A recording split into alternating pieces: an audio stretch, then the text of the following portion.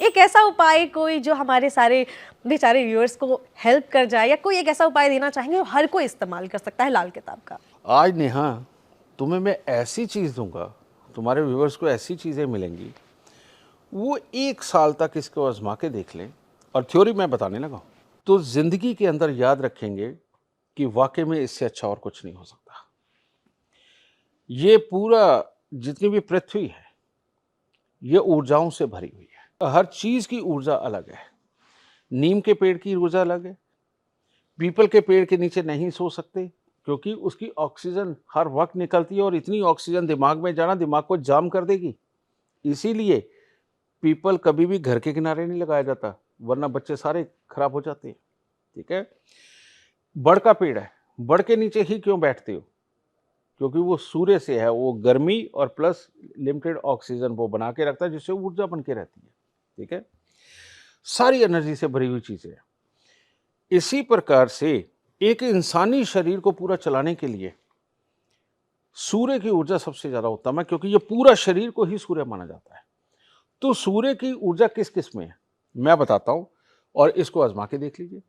आपके घर में तेज पत्ता इस्तेमाल होता है, वो सूर्य की ऊर्जा लिए हुआ है। जो जो अपने घर के अंदर तेज पत्ते का प्रयोग करते हैं दाल सब्जी के अंदर, बेटा वो कम बीमार पड़ते हैं। शिलाजीत बीमार को दी जाए या स्वस्थ को दी जाए, कभी बीमार नहीं पड़ता, और बीमार को दी जाए ठीक होता है। ये सूर्य की चीज है, और इसके बारे में इसके गुण ये पूरे शरीर को बेहतर रखता है।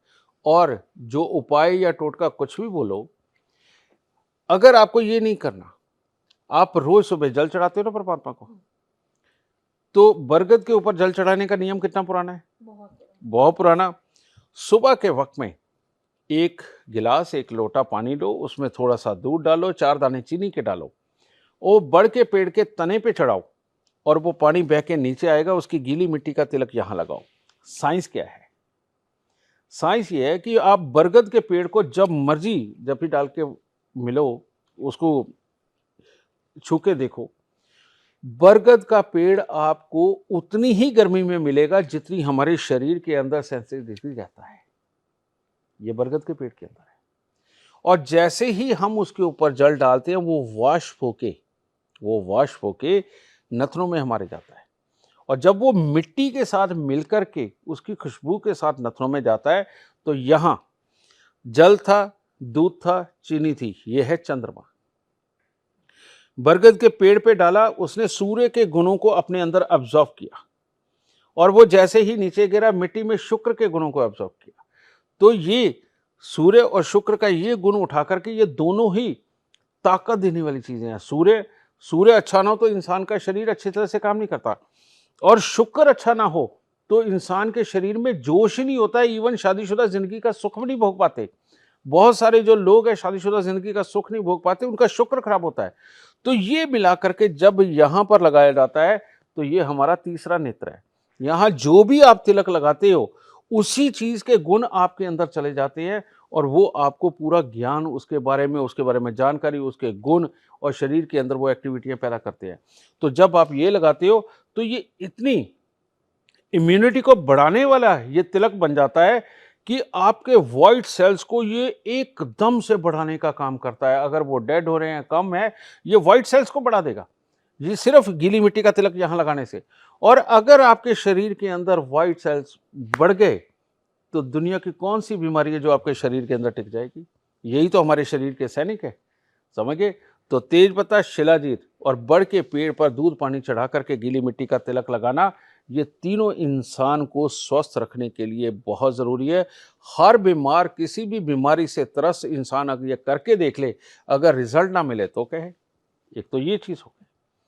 अब जो मैं साइंस बताने जा रहा हूं, ये तुम्हें बहुत हैरान करेगी, वैदिक वालों को भी करेगी, दुनिया को भी करेगी। हम लोग जब पूजा अर्चना करते हैं, सूर्य को जल चढ़ाते हैं, चंद्रदेव को पूजते हैं, वरुण देव को पूजते हैं, हम विष्णु जी को पूजते हैं, लक्ष्मी जी को पूजते हैं, सबको पूजते हैं, और हनुमान जी को पूजते हैं। जाकर के सबसे हम मांगते ही हैं। हमें ये पता ही नहीं कि कौन से देवता से क्या मांगना है। ठीक है। लोग तो जाकर के हनुमान जी का व्रत रख करके और उनको मिष्ठान चढ़ा चढ़ा करके मांगते, पता क्या है? हमारी बेटी की शादी करा दो, हमारे बेटे की शादी करा दो। मेरे को बताओ कौन से ग्रंथ में, कौन से जगह पर ये लिखा हुआ है कि हनुमान जी शादी कराते हैं? वो तो खुद ब्रह्मचारी मैं वही तेरे को कह रहा हूँ बेटा कि लोग ना आस्था में डूब गए हैं, और आस्था में वो अपने माँ से, अपने बाप से मांग वो रहे हैं जो किसी और पड़ोसी के पास है। तो वो माँ बाप दे कैसे, यानी हमारे भगवान दे कैसे? ये कैसे चलेगा?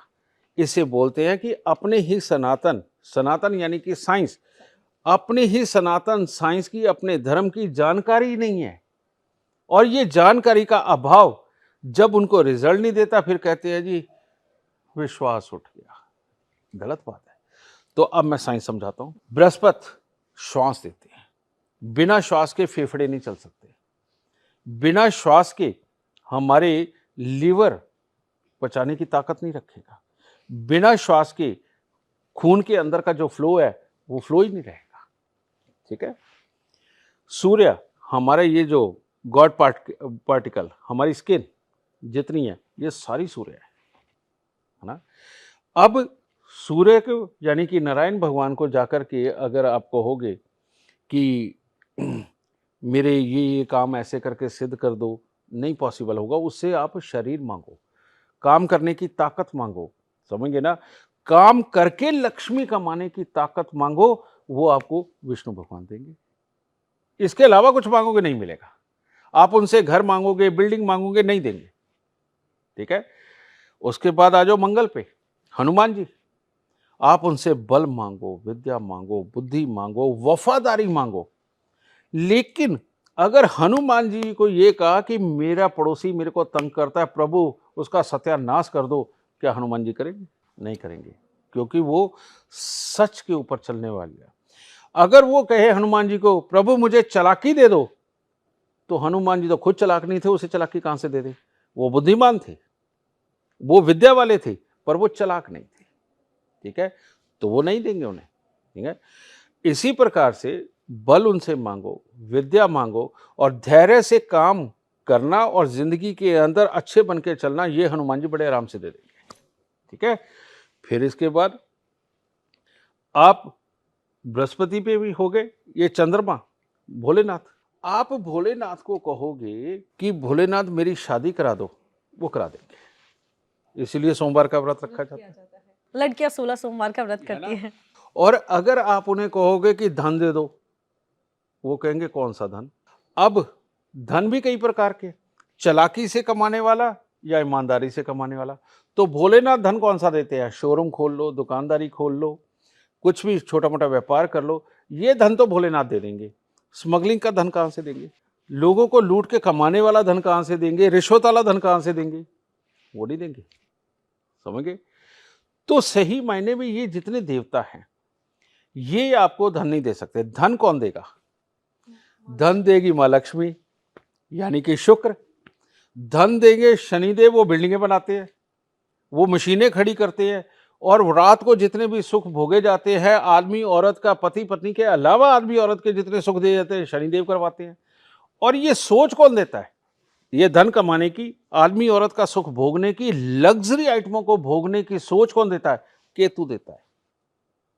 अगर ये केतु की सोच देगा, तो यानी शुक्र, शनि और केतु, ये जिनकी कुंडली में अच्छे हैं बेटा, वो आज की डेट में बड़े इंसान हैं। जिस बिल्डिंग में हम बैठे हैं, इसके मालिक का शुक्र शनि केतु अच्छा होगा, और ये सारे सुख भोगेगा। एक जनरली बात है। ठीक है। और जिसके सूर्य, मंगल, बृहस्पति, चंद्र अच्छे हैं बेटा, वो इनके यहां नौकरी कर रहे हैं। ठीक है।